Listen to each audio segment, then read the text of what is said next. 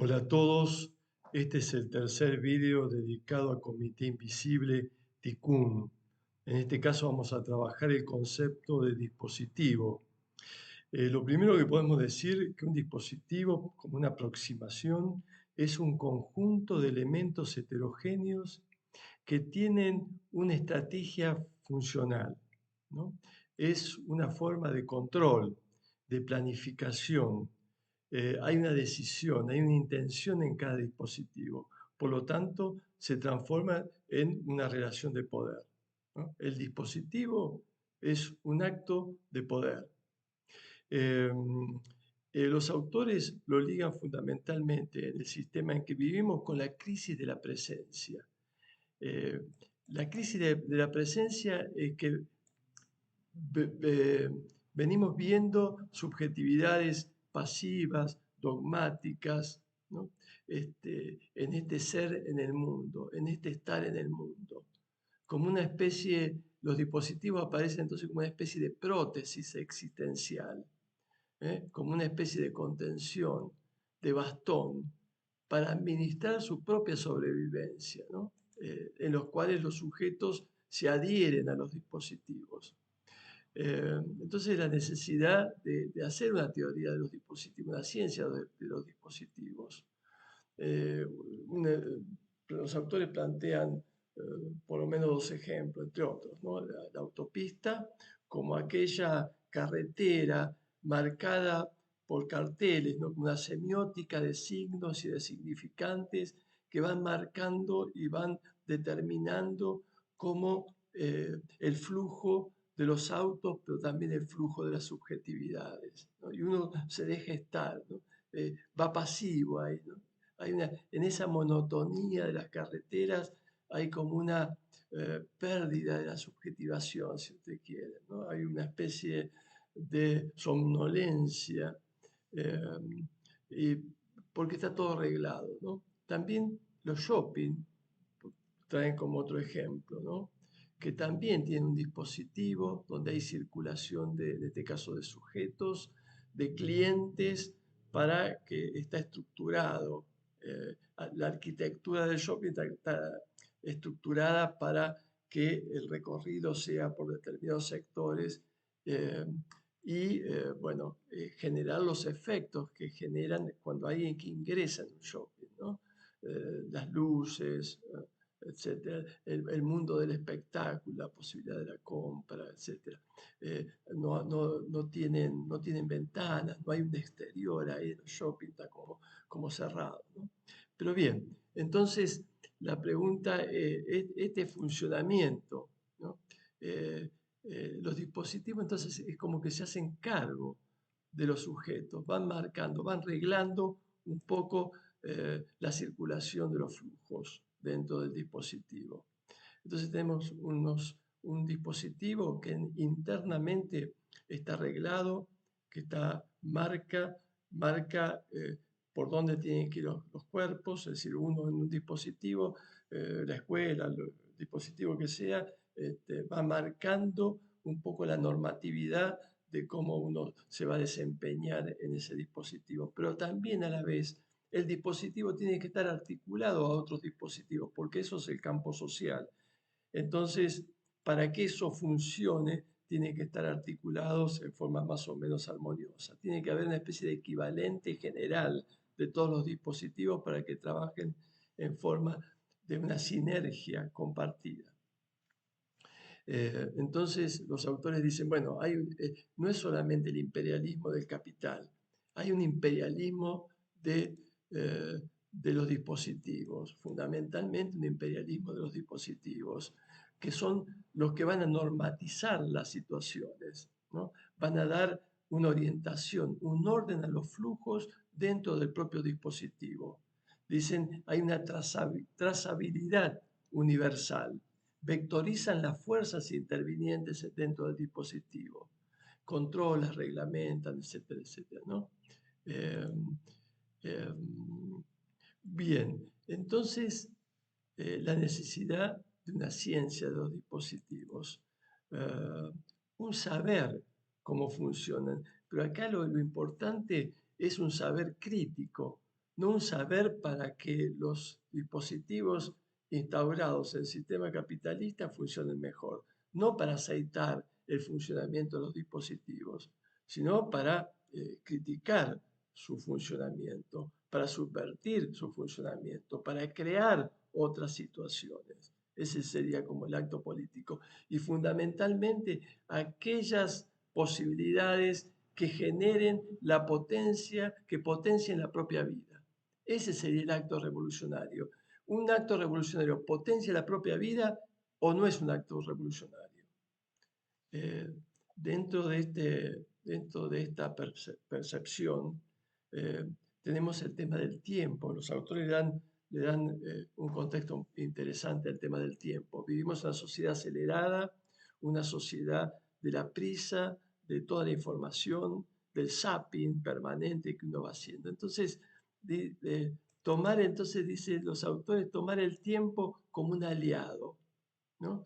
Generar cierta estrategia temporal, buscar una temporalidad otra, alternativa, diferente. Eh, Fundamentalmente darse el tiempo para contrarrestar la aceleración del tiempo, con un ritmo propio. ¿Bueno? Eh, bueno, hablan también en esta especie de transformación de la subjetividad. Uno de los ejemplos, para no alargar el video, es el ladrón, ¿no? Como el ladrón, en el momento que va a accionar su acto transgresivo, delictivo, en última instancia, necesita una toma de conciencia de la situación temporoespacial para manejar los tiempos del movimiento, para manejar la espacialidad, por dónde va a circular. Es decir, tiene que estar alerta. Los sentidos tienen que estar prestos a lo que va a hacer, ¿no? Eh, lo sacan, lo saca de la habitualidad. Hay una carga como energética diferente, ¿no? Bien. Eh, entonces, estamos viendo que los dispositivos son una relación de poder o una herramienta de poder fundamental, sobre todo en estos tiempos. Son los nuevos modos de control que tiene la sociedad capitalista, ¿no? El poder de los dispositivos. Bien, y acá hay un elemento que es importante que trabajan los autores, es cómo lo que hemos venido viendo en otros conversatorios, ¿no? Las polaridades de los opuestos, las dualidades, los binarios. El imperio, dicen los autores, el imperio ya no cree tanto en los binarios. ¿Ve? Es decir, los binarios están, pero no cree en ellos como potencia. Los toman, los utilizan políticamente. Eh, y fundamentalmente lo que va a establecer es una pareja de opuestos, donde no hay simetría, ¿no? Donde no hay equivalencia, donde hay un término que es mayor y otro término que es menor, ¿no? Es decir, y acá marcan, me parece una cosa que es muy interesante, que no lo había visto en otros autores que lo remarquen, ¿no? Es decir, el término mayor, el término que está ligado al poder, es, digamos, que está ligado al normativo, es la más anónima, ¿no? Es lo normal. Es decir, en un determinado, digamos, supermercado. Es decir, toda la gente que va haciendo las actividades es la normal. Si alguien va a robar algo, ¿no? Es decir, que el dispositivo está para controlar al que roba, por ejemplo, ¿no? Es decir, que ese término menor, que es el anómalo, eh, es el anormal, el mayor es el normal, este es el normal, este es el que se singulariza, este es el que se le da existencia.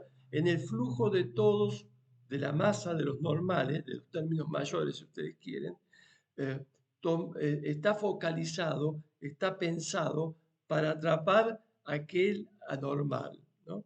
Aquel que transgrede.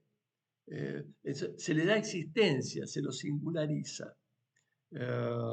Es diferente del resto, se lo agrega, ¿no? Esto en todo, no solamente el que roba, sino en todos los elementos de la vida en todos los acontecimientos, todos los eventos de la vida, existen estas parejas de oposición. El que está ligado a la masa y el que y el que es disruptivo, el que hace ruido, ¿no? El que aparece, que se lo va a agregar al conjunto, se lo singulariza, se lo califica, se lo hace diferencial, pero a la vez se lo incorpora. Se lo agrega, pero identificado como lo ajeno, como lo anormal, como lo diferente, ¿no?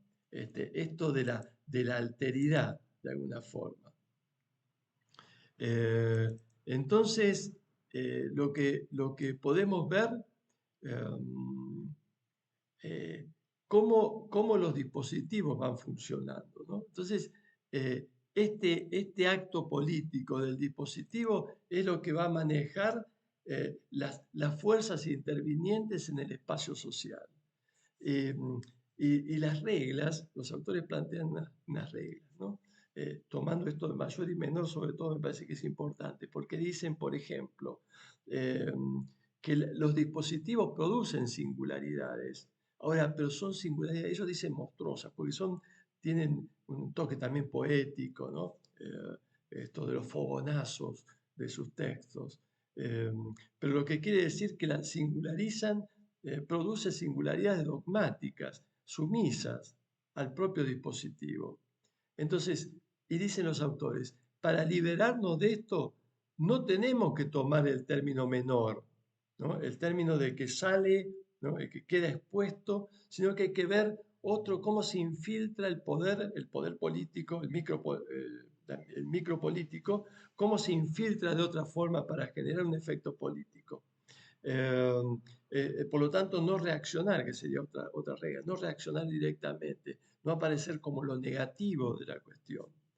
Eh, entonces, esto de contragolpear, no como una respuesta de una confrontación imaginaria, confrontativa, especular, ¿no? Sino generar una nueva situación, no estar dentro de la situación en el lugar del excluido, en el lugar del señalado, porque va a generar fuerzas de oposición, va a generar fuerzas de tensión. Uno va a quedar atrapado en la propia lógica del dispositivo. Entonces, los autores plantean que quizás buscar otra situación alternativa que tenga otras leyes, otras normas, ¿no? Esto como posibilidad. Y ellos, en el video anterior habíamos visto la teoría del Bloom. eh, la teoría del Bloom como esa persona sin personalidad, ese sujeto sin subjetividad, ¿no? Ese individuo sin individualidad. Eh, eh, como lo pasivo, falta de interés, falta de inclusión, etcétera, etcétera, insustancial, indeterminado. ¿Eh? Pero lo tomamos también como un punto de inflexión, es como el límite, es el producto del sistema capitalista producir ese tipo de subjetividades como el límite, ¿no? Entonces la pregunta es el límite, pero también puede generar un punto de inflexión. No todo es tan negro, se puede infiltrar una política diferente a partir del Bloom, ¿no? Y ahí aparece la figura del tikkun como la posibilidad de la emancipación, etcétera, ¿no? Eh, entonces, en los dispositivos nada sucede. Se trata de evitar qué cosa? El acontecimiento. El acontecimiento que sería la propia potencia, lo que el sistema, los dispositivos, la estructura del poder, lo que van a intentar es someter las subjetividades para que no puedan generar la propia potencia, no puedan abrir la producción deseante, ¿no? Este, entonces, y acá vamos a ver los niveles de control.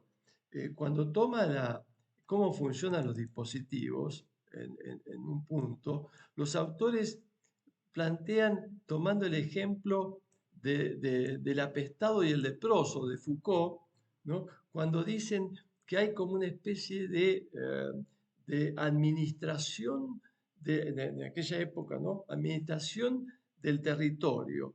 Es decir, y diferenciaban eh, el apestado del leproso. Al leproso se le daba un lugar otro, se lo excluía de la comunidad. En cambio, eh, a la peste, al apestado, no, se lo incluye. Entonces acá tenemos uno de los formatos de los dispositivos que se excluye, pero se incluye. Es decir, no se excluye directamente para sacar al sujeto, sino que se lo incorpora eh, ejerciendo el poder, incluyendo. Es decir, hay una exclusión, pero inclusiva, ¿no? Eh, entonces, toma el ejemplo de Foucault cuando decía de los apestados, ¿no es cierto? Que hacía una especie de administración, de selección y de control de ese fenómeno que ocurría, ¿no? Entonces, una provincia a un municipio, ¿no? ¿Cómo se va controlando? Provincia, municipio, localidad, región, eh, sector, calle, ¿no? Entonces, en todos los dispositivos, todo está controlado. Fundamentalmente es un control continuo para detectar los apestados y ver qué hacer con ellos. Eso que me parece a mí que es de alguna forma, con las tecnologías, eso se ha hecho ya no desde lo concreto, como hacían con sujetos, ¿no? Ahora se controla tecnológicamente, ¿no? Se registra también, se controla, que es un poco lo que estamos viendo en las situaciones actuales. Tikkun plantea la idea de la insurrección que viene, ¿no? Y la liquidación de los dispositivos en esto de transformar en otras situaciones. Y esto trae algunas reflexiones, me parece, como para cerrar un poquito esto, ¿no? Primero, pensar que hay otros modos de pensar la política, sobre todo pensarlo desde la micropolítica, de la inclusión de las subjetividades, de las producciones deseantes, de salir de la política institucionalizada, que vemos que, por ejemplo, las izquierdas, ¿no? Las izquierdas institucionalizadas son más generan dispositivos casualmente eh, o se incluyen en los dispositivos para aceitarlos, para tratar de mejorarlos y de pronto se encuentran repitiendo más de lo mismo. Entonces, para pensar nuevas subjetividades, nuevos modos de vivir, lo que los sujetos hablan de la metafísica, ¿no? Para diferenciarla de la metafísica antigua y sobre todo de la metafísica mercantil, ellos plantean una metafísica crítica, donde aparecen las subjetividades, donde aparecen, entre comillas, lo espiritual, también eso otro que generan las subjetividades. Pero bueno, dejaremos aquí y bueno, la seguimos en otro momento.